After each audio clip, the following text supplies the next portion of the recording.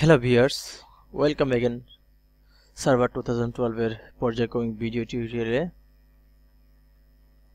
আমাদের পর্যায়ক্রমিক ভিডিও টিউটোরিয়ালগুলো দেখে আশা করি আপনারা সার্ভার 2012 এর বিভিন্ন ফিচার, বিভিন্ন রোল ইনস্টল করা এবং এইসব রোল ফিচার দিয়ে কি কাজ করা যায় সেগুলো জানতে পেরেছেন এবং আশা করি সবাই প্র্যাকটিসও করছেন।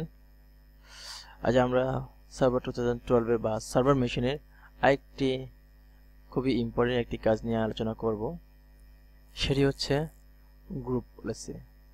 আমরা আমাদের লোকাল মেশিন বা যেটি আমরা বলি আমাদের উইন্ডোজ 7, উইন্ডোজ 10 বা উইন্ডোজ 8 আমরা যে মেশিনগুলো ব্যবহার করি, আমরা সেই সব মেশিন আমাদের গ্রুপ পলিসি আমরা অ্যাপ্লাই করতে পারি। সেক্ষেত্রে যেটি হয় সেটি আমার অনলি সেই মেশিনের জন্যই গ্রুপ পলিসিটি অ্যাপ্লাই হয়। বাট যখন আমরা সার্ভারের কথা বলবো, সেক্ষেত্রে আমরা যখন একটি ডোমেনের আন্ডারে একটি গ্রুপ পলিসি অ্যাপ্লাই করব, সেই গ্রুপ পলিসি সেই ডোমেনের আন্ডারে যত ইউজার, যত গ্রুপ, যত অর্গানাইজেশনাল ইউনিট থাকবে সবার উপর অ্যাপ্লাই হবে। আমরা চাইলে এটিকে আরও গ্র্যানুলার করে দিতে পারি। নির্দিষ্ট কোনো ইউজারের উপর আমরা গ্রুপ পলিসিটি অ্যাপ্লাই করতে পারি, নির্দিষ্ট গ্রুপের উপর আমরা অ্যাপ্লাই করতে পারি এই গ্রুপ পলিসি। চলুন ফ্রেন্ডস, কীভাবে আমাদের গ্রুপ পলিসি, সার্ভারে গ্রুপ পলিসি নিয়ে কাজ করা যায়, কিভাবে এটি মডিফাই করা যায়, কিভাবে এই গ্রুপ পলিসিটি আমাদের সার্ভারের সব ইউজারের উপর কিভাবে অ্যাপ্লাই করা যায়, সেটি আমরা আজকে দেখব। আমাদের আজকে বিষয় হচ্ছে group policy. Okay friends, group policy apply করতে গেলে আপনাদেরকে যেটি করতে হবে, অবশ্যই আপনাদের সার্ভারটি একটি ডোমেন কন্ট্রোলার হতে হবে। ফ্রেন্ডস, আপনারা যে মেশিনটি দেখতে পাচ্ছেন উইন্ডোতে, সেটি হচ্ছে আমার একটি সার্ভার মেশিন। এটি যে একটি সার্ভার মেশিন সেটি চেনার মেন যে জিনিসটি সেটি হচ্ছে এখানে ADDS এই অপশনটি থাকবে। ADDS হচ্ছে অ্যাক্টিভ ডিরেক্টরি ডোমেন সার্ভিসেস। আমরা যখন একটি সার্ভার মেশিনকে ডোমেন কন্ট্রোল করি, তখন আমরা ADDS রোলটি ইনস্টল করি। ওকে ফ্রেন্ডস, আমরা কথা না বাড়িয়ে আমাদের কাজে চলে যাই। আমাদের গ্রুপ পলিসি অ্যাপ্লাই করতে গেলে আমরা আমাদের সার্ভার, এটি হচ্ছে আমাদের সার্ভার ম্যানেজার। সার্ভার ম্যানেজারে এসে আমরা টুলসে ক্লিক করব। এখান থেকে আমরা গ্রুপ পলিসি ম্যানেজমেন্ট এখানে ক্লিক করব।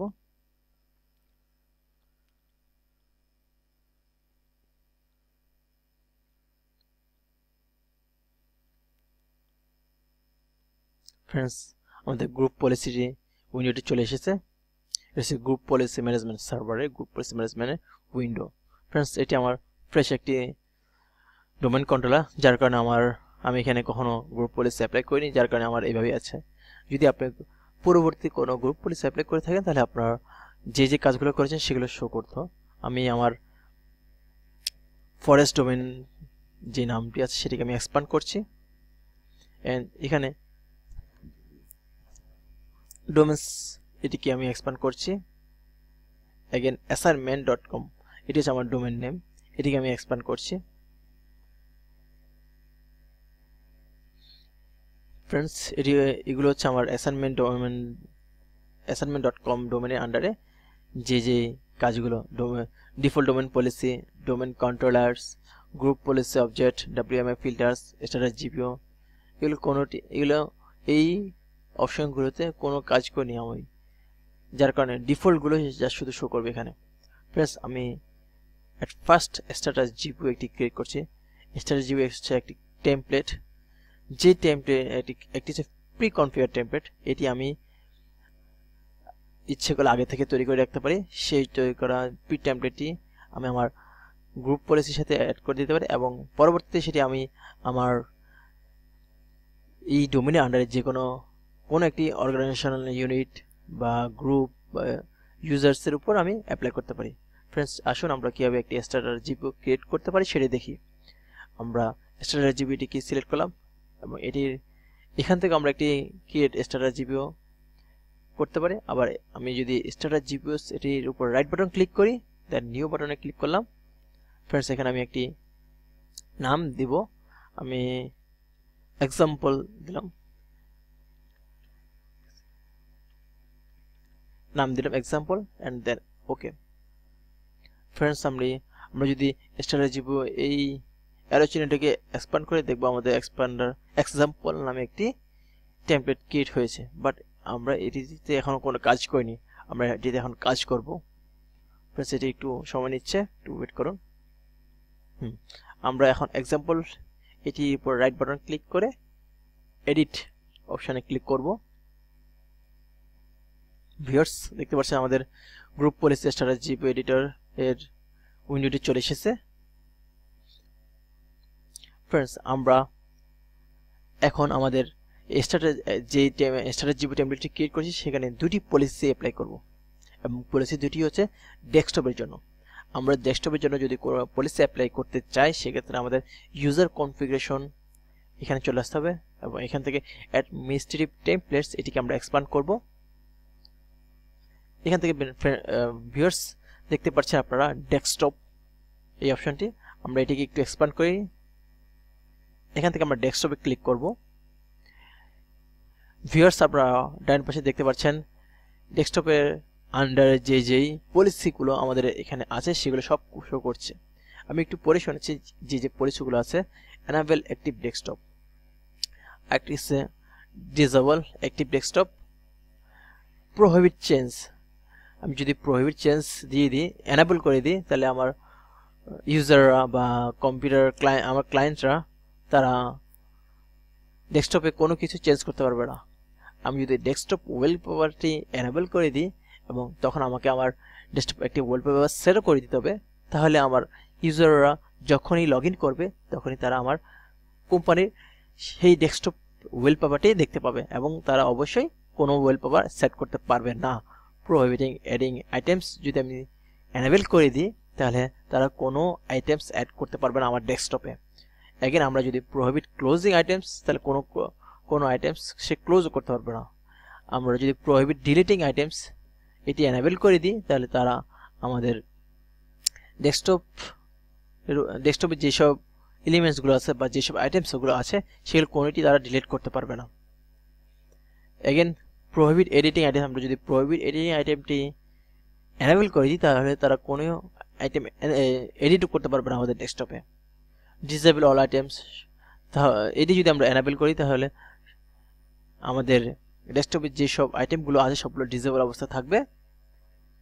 Add delete items, allow only bitmapped wallpapers, এই পলিসিগুলো আমরা অ্যাপ্লাই করতে পারি। ভিউয়ার্স আমি দুটি পলিসি অ্যাপ্লাই করব এখন। একটি হচ্ছে প্রোহিবিট এডিটিং আইটেমস, আমি আমার ইউজারদেরকে কোনো আইটেমস অ্যাড করতে দেব না, সেজন্য এই পলিসিটা আমরা অ্যাপ্লাই করব।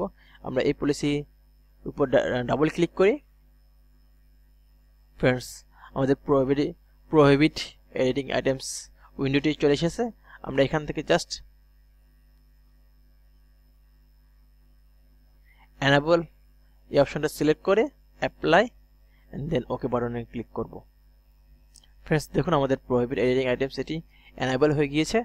এগেন আমরা আরেকটি কাজ করব যেটি হচ্ছে প্রোহিবিট ডিলিটিং আইটেমস। আমি আমার ইউজারদেরকে আরেকটি কাজ করতে দেব না, যেটি হচ্ছে তারা আমার ডেস্কটপ থেকে কোনো আইটেমস তারা ডিলিট করতে পারবে না। আমরা এই জন্য এটিকে ডাবল ক্লিক করলাম